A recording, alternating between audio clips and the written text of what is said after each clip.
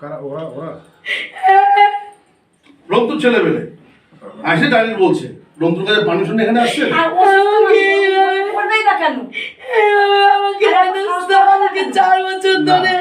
এবারে উত্তর দিনাজপুর জেলা তৃণমূল ছাত্র পরিষদের সভাপতি রন্তু দাসের বিরুদ্ধে জমি দখলের চেষ্টার অভিযোগ ঘিরে চাঞ্চল্য। ঘটনাটি ঘটেছে রায়গঞ্জ থানার অন্তর্গত কাশীবাটি এলাকায়।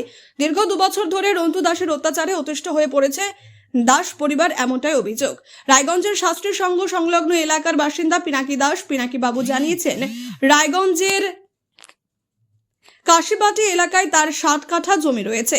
জমিটি তার এবং তার স্ত্রীর নামে রেকর্ড করা আছে। জমির কনভার্সন, মিউটেশন সমস্ত কাগজপত্র সঠিক রয়েছে, তারপরেও তারা নিজেদের জমিতেই যেতে পারছে না। পিনাকি বাবুর অভিযোগ, তৃণমূল ছাত্র পরিষদের জেলা সভাপতি রন্তু দাস এবং তার দলবল এই জমিটি দখলের চেষ্টা করছে। 2 বছর ধরে তার উপর ক্রমাগত শারীরিক ও মানসিক নির্যাতন করা হচ্ছে বলে অভিযোগ। তার বাড়িতে গিয়ে হুমকি ধুমকি দেওয়া হচ্ছে, রাস্তায় বেরোলে তাকে ধাওয়া করা হচ্ছে। ভীত সন্ত্রস্ত হয়ে তিনি বাজারে যেতে পারছেন না, মেয়েকে স্কুলে দিতে যেতে পারছেন না। 2024 সালে তার বাড়িতে বোমাবাজির অভিযোগ উঠেছিল। সেই সময় রায়গঞ্জ থানার আইসি ছিলেন সৌরভ সেন।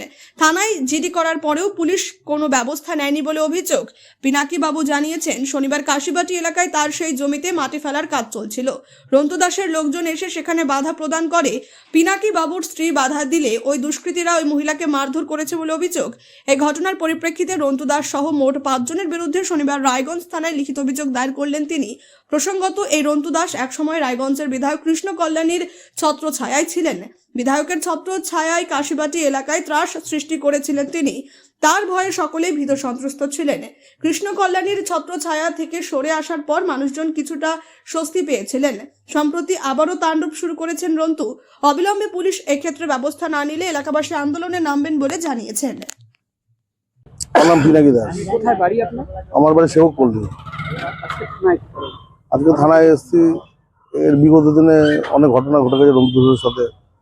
আমার জমি টমি সব দখল করে দিচ্ছে, জমিতে ঢুকতে দিচ্ছে না আমাকে, মাটি ফেলতে দিচ্ছে না আমাকে, পাঁচিল করতে দিচ্ছে না। সকালে জমিতে গেলে রাত্রিবেলায় ফিজিক্যালি বাড়িতে ছেলেপেলে পাঠিয়ে হেনস্থা করছে, রাস্তাঘাটে বেরোতে পারছি না। বাজার জমি কোথায়? আমার জমি লোকনাথ মন্দির সংলগ্ন কাশীবাটি। কতটা জমি আছে? আমার জমি মোটামুটি এখন 60 কাঠার মতো জমি আছে। তার সঙ্গে আমার কনভার্সন, দলিল, আপনার মিউটেশন সব কিছু আমার আছে। আমি জমি রেজিস্ট্রি নিয়েছি, সমস্ত কাগজপত্র আছে। কেন এরকম করছে? কেন ওনাদেরকে জমিটা দিয়ে দিতে হবে। কেন এটাই কথা। কেন এখন কি করে বলবো, এটাই এটা কথা। কি বেশি দামে দেবে না কোনো দাম টাম নেই, জমিটাই দিয়ে দিতে হবে, জমিটা ছেড়ে দিতে হবে? ছেড়ে দিতে হবে। তার জন্য তো আমাকে ফিজিক্যাল মানে টর্চার করা হচ্ছে। বাজারে যেতে পারছি না, মেয়েকে স্কুলে যেতে পারছি না। কি ধরনের টর্চার? ছেলেপেলেদের রাস্তায় ধাওয়া দিচ্ছে, মারধর করছে নাকি? মারধর করছে না, বাড়িতে অ্যাটাক করছে। সেই সময় তো ঘর থেকে বেরোচ্ছি না। বাড়িতে অ্যাটাক বলতে কি করছে? বাড়িতে অ্যাটাক করেছে, ছেলেপেলে পাঠিয়ে দিচ্ছে, চিৎকার চেঁচামেচি ওই অর্থ। কতদিন ধরে চলছে? 2 বছর ধরে চলছে এটা। এটা হচ্ছে বিগত আমাদের আইসিসির সরকার থাকাকালীন এটা চলছে, তখন থেকে। মাঝখানে একটু বন্ধ ছিল, তারপরে আবার ওই জায়গায় যাওয়া বন্ধ ছিল যখন, তখন বন্ধ ছিল। রিসেন্টলি একটু জমিতে যাওয়া আসা শুরু করছে। জমিটা কার নামে আছে? জমিটা আমার নামে, আমার মিসেসের নামে আছে। আপনাদের কাছে কোনো প্রস্তাব এসেছিল জমি বিক্রি বা বেশি টাকা দিয়ে বিক্রি, এরকম কোন? না, আমাকে জমিতেই ঢুকতে দেওয়া হচ্ছে না। আলটিমেটলি যাতে আমি ওই জায়গাটা থেকে বেরিয়েই যাই। আপনার সাথে যে অভিযুক্ত তার কথা হয়েছে? আপনি যার বিরুদ্ধে অভিযোগ করছেন সরাসরি কথা হয়েছে? বিগত দিনে এর মাধ্যমে, তার মাধ্যমে অনেক কথা হয়। জমির এখন ভ্যালু কত? ওখানে জমি হলে এখনো 3-4 লাখ, 5 লাখ, 6 লাখ, 8 লাখ। কতটা জমি বললেন? মিনিমাম 60 কাঠার মতো। 60 কাঠা। 60 কাঠার মতো। 60। এখন থানার দ্বারস্থ হয়েছেন, কি ভাবছেন কি করবেন? থানার দ্বারস্থ হয়েছি, এখন প্রশাসনের সাহায্য ছাড়া তার কোনো আমার উপায় নেই। ওখানে কি প্রমোটিং এর কোনো বিষয় আছে? বলতে পারছি না, আমাকে জমিতেই ঢুকতে দেওয়া হচ্ছে না। আমার জমি, আমি জমিতে পা ফেলতে পারছি না। আজকে সকালবেলায় আমার মিসেসকে মাটি ফেলানোর জন্য মাটির অর্ডার দিয়েছিল, মাটির গাড়ি এসছে। আমার মিসেসকে রন্তু দাস, আমাদের ডিস্ট্রিক্ট জেলা প্রেসিডেন্ট তৃণমূলের, রন্তু দাসের ছেলেপেলে গিয়ে বললো যে আপনি এখানে এসছেন কেন? আমি বলছে আমার জমিতে আমি আসবো না তো কি এটা কোন ধরনের কথা হলো? আপনি রন্তু দাসের পারমিশন নিয়ে এসছেন? আমার জমিতে, আমি বাড়ির থেকে আমার জমিতে আমি যাবো, রন্তু দাসের পারমিশন নিয়ে যেতে হবে? তারপরে মাটি ফেলা নিয়ে যখন মাটি আটকে, আমার মিসেস বললো সামনে গিয়ে কেন মাটি আটকে দিল, আমার মিসেসকে ফ্রিজে ধাক্কা দেয়, বুকের মধ্যে ধাক্কা দেয়, পড়ে যায়, মাথার এখানটায় লাগে। আমি খুব ভীত সন্তুষ্ট হয়েছি, আমার বাড়িতে আজকে রাতে আবার অ্যাটাক হবে। আমি আর উপায় নেই, থানাতে আসতে আবার জমালাম। পুলিশের প্রতি আস্থা আছে? লাথি মারছে পুলিশের এর আগে 2024 সালে ঘটনা ঘটে গেছে, আমার বাড়িতে বোম গুলি সব পড়েছিল। পরশুদিন আমাকে শিলিগুড়ি থেকে ধাওয়া করে নিয়ে এসেছেন বাড়ি পর্যন্ত। এবার আমার বাড়িতে যেহেতু আগের ঘটনার পর সিসি ক্যামেরা লাগিয়েছি আমি, সেই জন্য সিসি ক্যামেরা আওতার বাইরে গিয়ে ওরা 2টো 4 চাকা গাড়ি আর মোটামুটি 8 থেকে 9টা বাইক, মানে কম করে 30 থেকে 35টা ছেলেবেলে রাত্রি 2:30টা অবধি পাড়াতে খালি যাওয়া আসে এই রাস্তায়। এখন পুলিশকে ঘটনা জানানো হলো, পুলিশ বলছে আমি সতর্ক ব্যবস্থা নিচ্ছি, আমরা দেখছি। এটা আগে আমি গিয়েছিলাম এসপি সাহেবের কাছে, এসপি সাহেব সমস্ত ঘটনা বলি, এসপি সাহেব যথেষ্ট আমাকে সাহায্য হেল্প করলো, বললো যে আইসি সাহেবের সময় যান। আইসি সাহেবের কাছে আসলাম, আইসি সাহেবও হেল্প করলো আমাকে। এবার হেল্প করার পর মানে আইসি সাহেবের কথা হয়ে যাওয়ার পর গত পরশু ঘটনা। আচ্ছা, আপনি কি ব্যবসা করেন? আমি ব্যবসা করি, আমি কন্ডাক্টর করি, মিউনিসিপ্যালিটিতে কন্ডাক্টারি করি।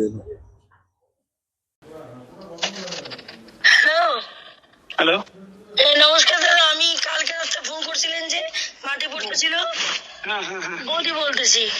বলুন। তো বলছি জমি মালিক, বলছি মাটিটা বন্ধ করলেন কেন দাদা?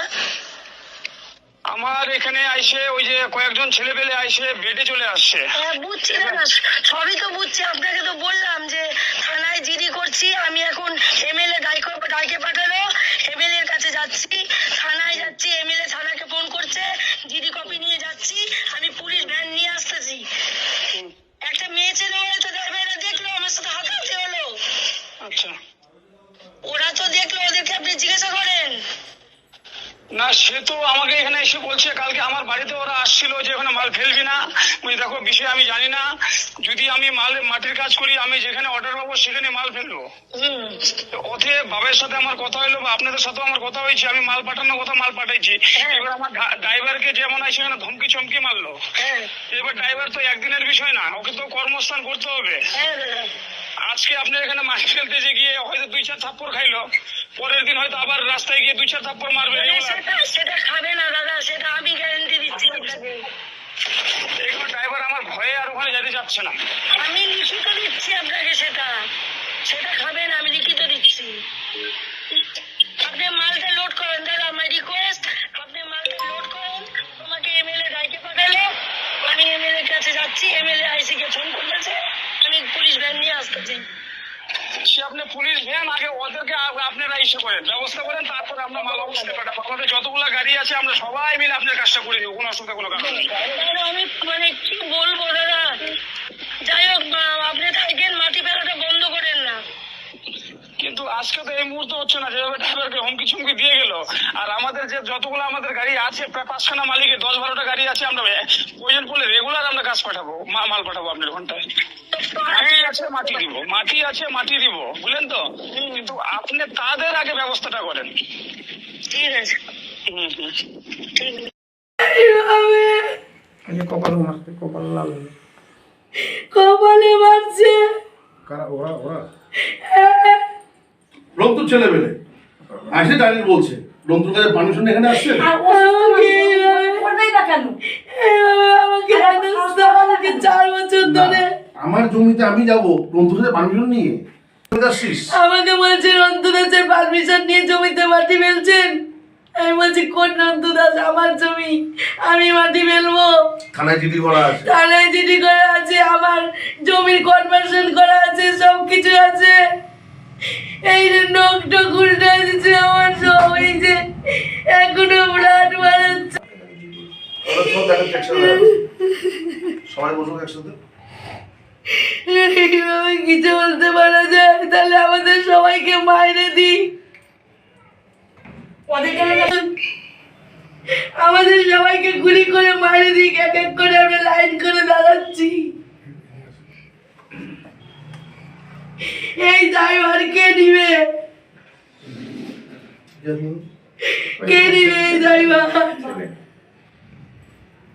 আমার এই ছোট্ট মেয়েটা পর্যন্ত সেই রাতের কথা বলতে পারে না।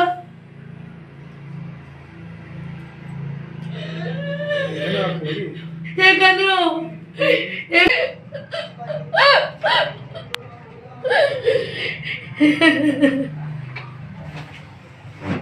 এই তো বাবার ওদের কি করে আসে, কোথা থেকে আসে?